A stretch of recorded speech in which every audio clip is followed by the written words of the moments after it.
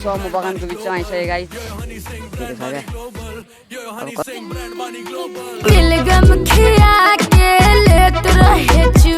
Hello guys, तपाईँहरूलाई स्वागत छ मेरो नयाँ भ्लगमा होइन।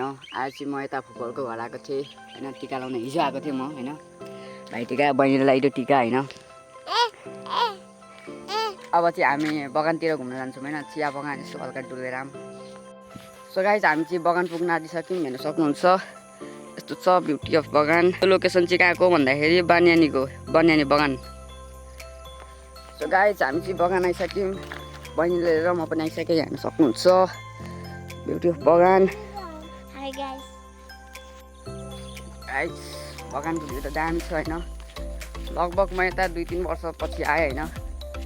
भित्र छिर्छु नि। लेट्स गाई उता बुनी रुइरहेको छ, उता उची नआउने अरे होइन। सो एकछिन यहाँ छिर्दिउँ। बगानको भ्यू हेर्न। सो म बगानको बिचमा आइसकेँ गाइस।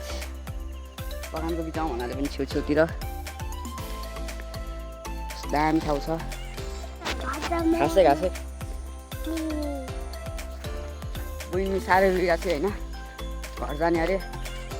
अब उसलाई पुगाइदिउँ होइन। पुगाएर अनि एकछिनतिर आउँछु।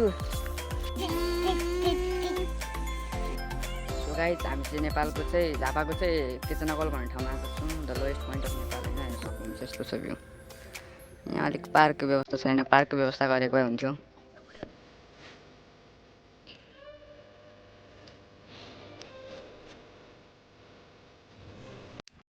म यता घुम्न आएको होइन। यहाँ मैले एउटा चिज चाहिँ नोटिस गरेँ क्या।